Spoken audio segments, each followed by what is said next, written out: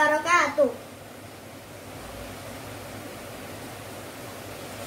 Perkenalkan, nama saya Faza dari kelas 4A SD Islam Masalam, Kota Malang. Jadi hari ini aku akan mereview tentang buku yang berjudul Sang Pangeran dan Yeniseri Terakhir. Jadi buku ini ditulis oleh seorang ustadz yang bernama Salim Afillah. Beliau tinggal di kota Yogyakarta. Tebal buku ini adalah 632 halaman. Buku ini diterbitkan oleh Proyu Media Kota Yogyakarta. Ini cetakan baru loh. Buku ini dicetak tanggal 1 November tahun 2019.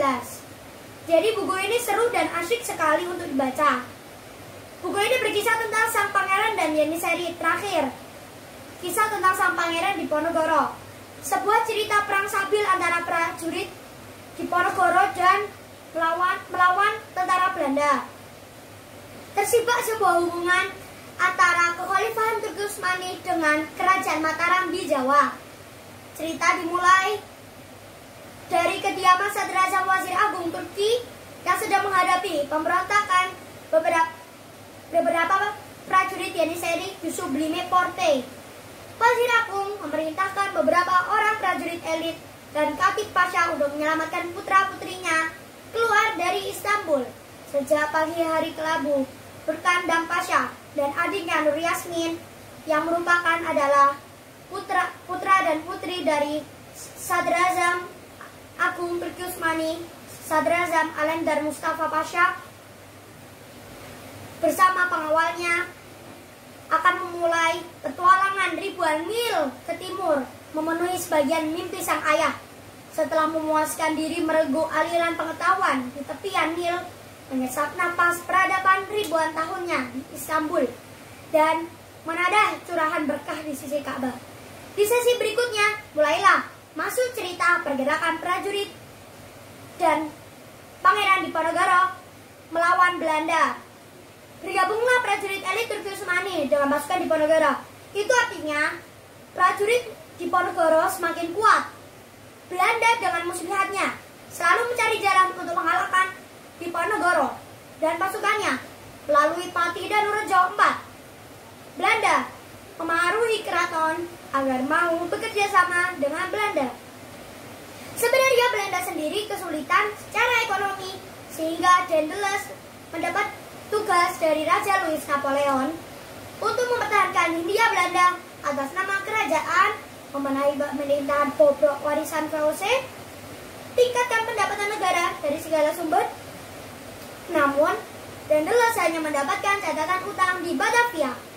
Kesulitan untuk menaklukkan Pangeran Diponegoro begitu penuh evaluasi. Biaya yang besar membuat Belanda membuat muslihat dengan cara mereka gunakan. Pernah juga diceritakan bahwa Belanda membeli orang-orang yang bisa dia beli dengan uang.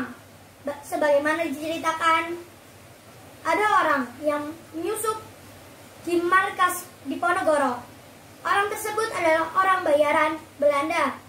Awas Kanjeng Pangeran, teriak bahasa Katib yang langsung menubruk pria bersenjata api itu hingga keduanya rubuh berguling bersama, sementara salah satu tangannya membidik pistol Duval buatan nantesnya ke arah 3 orang berpakaian santri yang sudah memburu sang pangeran dengan pedang dan gunus. Duar, duar. Begitulah Belanda yang selalu membuat tipu daya. Berbagai usaha Belanda untuk mengalahkan Diponegoro tidak berhasil. Akhirnya Belanda menawarkan perdamaian dan pengampunan kepada Kanjeng Pangeran Sultan Diponegoro. Mendengar tawaran yang sangat merendahkan Kanjeng Sultan Diponegoro, malah tidak ada seorang pun yang menggubrisnya. Belanda juga membuat muslihat pada pengikut Diponegoro. Ketika perundingan dengan Kolonel Clarence gagal, De Kock memerintahkan Letnan Kolonel Roeps dan Mayor de Stour untuk membuntuti rombongan Kiai Mojo dan berhasil menjebak dia beserta 700 pengikutnya di Kembang Arum. Saat itu mereka terkepung. Mereka membaca Al-Quran serta salawat bersahutan dan menyatakan siap untuk mati. Diponegoro begitu dicintai rakyat, sehingga pantas jika Belanda tidak dapat mengalahkannya. Di halaman 524 diceritakan bahwa Kolonel Clarence dan dengan cara apa kita hendak mengalahkan orang yang sebegininya dicintai rakyat. Jika kau ditakuti dan musuh dicintai, kau memang bisa mengalahkannya. Kau bisa membunuhnya, tapi kau akan mati sementara dia hidup abadi. Begitulah nilai kesalehan yang digambarkan dalam cerita seorang Sultan Ngabdul Kamid Diponegoro yang tak hilang dari sejarah dan membawa inspirasi bagi generasi selanjutnya. Nilai-nilai Islam dan kesalehan pribadi, membangun semangat juang dalam menjaga agama, bangsa, dan negara. Buku ini sangat bagus untuk dibaca, recommended banget, untuk membangun kecintaan terhadap perjuangan para pahlawan dan memberi sentuhan makna dengan bahasa menarik dan untuk dinikmati. Selamat membaca. Wassalamualaikum warahmatullahi wabarakatuh.